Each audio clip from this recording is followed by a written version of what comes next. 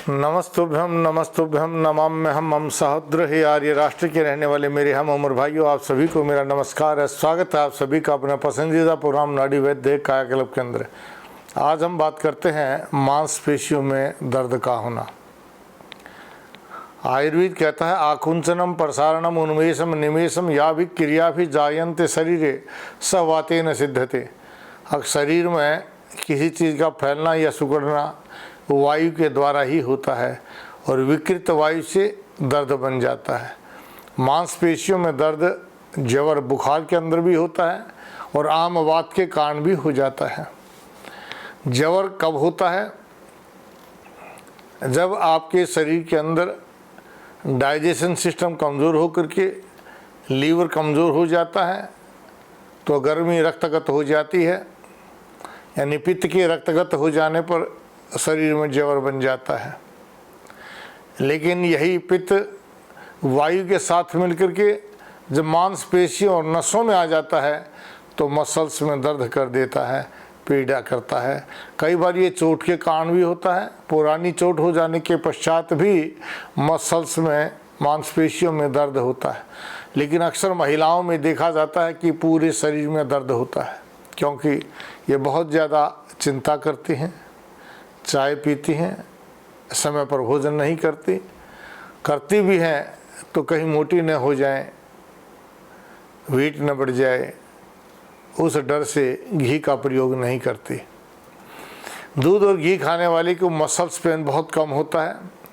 जिसको गैस नहीं बनती उसको भी मसल्स पेन बहुत कम होता है।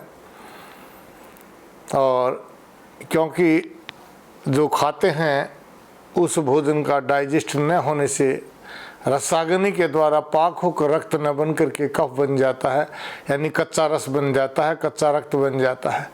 वह कच्चा रस और कच्चा रक्त जब नसों से धमनियों से गुजरता है तो वायु को रोक देता है, और जब वायु गुजर नहीं पाती है तो वहाँ मांसपेशियों में दर्द हो जाता है। कई बार अचानक चिंता करने से भी मांसपेशियाँ सिकुड़ जाती हैं और भयंकर पीड़ा हो जाती है। जैसे आपने देखा होगा, टेंशन किया था, लेते ही कमर में भयंकर दर्द हो गया।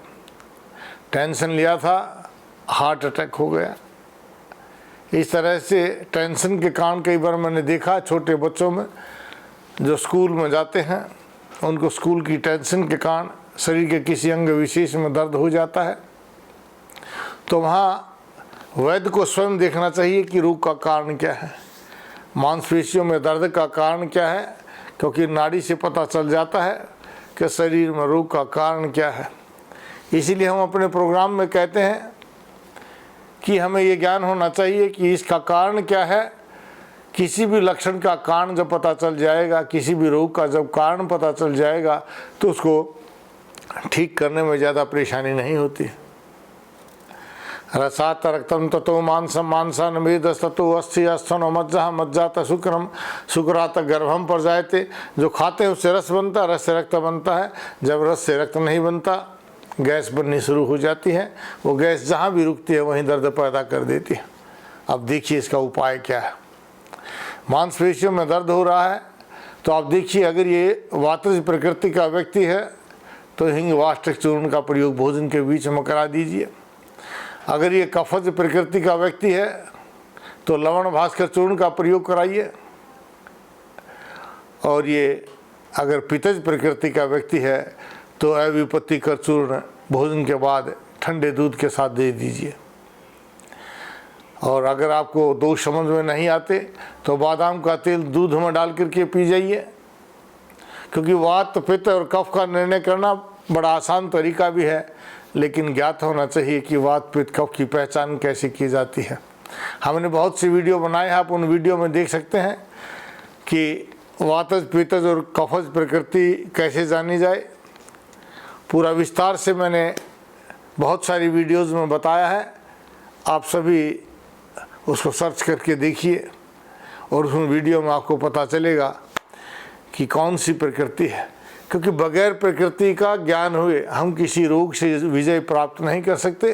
यत्र यत्र धूमस् तत्र तत्र वह्नि, जहाँ जहाँ धुआं है वहाँ वहाँ अग्नि है। हम धुएं की खोज करते रहे धुएं को मिटाने का प्रयत्न करते रहें, काफ़ी समय लग जाएगा।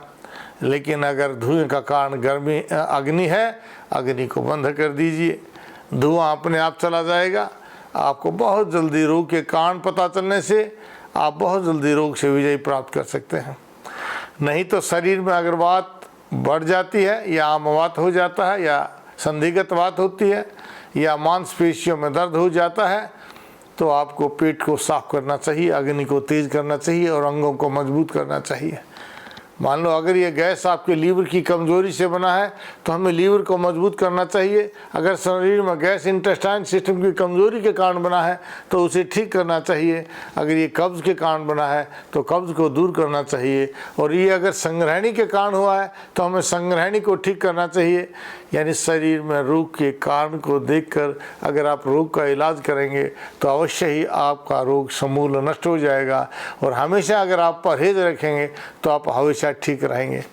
पथ्य सेविना किम भेषजम अपथ्य सेविना किम भेषजम।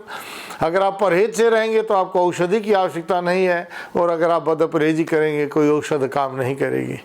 इसलिए परहेज रखना चाहिए। और परहेज यही है कि सुबह का भोजन आप 9 बजे से पहले कर लीजिए। भोजन में आप चाहे दाल लीजिए, चाहे चावल सब्जी रोटी सब्जी जो दिल के लिए लीजिए, लेकिन सुबह 9 बजे से पहले कर लीजिए। और दाल सब्जी में जो आप तड़का लगाते हैं उसको सब्जी या दाल तैयार होने के पश्चात लगाइए। तेल का प्रयोग मत कीजिए। तैलम तेजम हरति, तेल तेज को हरता है। जो आज कैंसर का कारण है वो तेल सबसे बड़ा कारण है, या तड़का जो लगाते हैं सबसे बड़ा कारण है। आप तेल का प्रयोग ना करके घी का प्रयोग करें, और इतना घी डालें कि आपका जीरा या हींग भुन जाए, और उसके बाद सीधा उसमें पानी डाल दीजिए। इस तरह से अगर आप भोजन को और भोजन अपने आटे को भी 5 किलो गेहूँ में 2 किलो चना, 1 किलो जौ और 1 किलो बाजरा मिला लीजिए। इस तरह से अगर आप भोजन को तैयार करते हैं, उस आटे को तैयार करते हैं, और आटा अपना आपका पिसा हुआ होना चाहिए। जो आप बाज़ार से पिसाया आटा लाते हैं ये महीने में ख़राब हो जाता है। एक बार जो आटा पीस दिया जाता है वो महीने में ख़राब हो जाता है। इसीलिए आप देखिए कि जिस आटे को आप खा रहे हैं वो आटा कितना पुराना है। अगर 1 महीना पुराना आटा है तो गैस बनाएगा, कब्ज़ बनाएगा, एसिडिटी बनाएगा। बहुत से रोगी कहते हैं कि हम तो बड़ा शुद्ध खाते हैं, लेकिन फिर भी गैस का कारण क्या है पता नहीं चल रहा। मैं पूछता हूं कि आटा कहाँ से लाए हो? वो कहते हैं जी मैं तो बहुत ही अच्छा प्रसिद्ध ब्रांडेड आटा लाया हूँ। मैंने कहा उस पर एक्सपायरी डेट दिखना।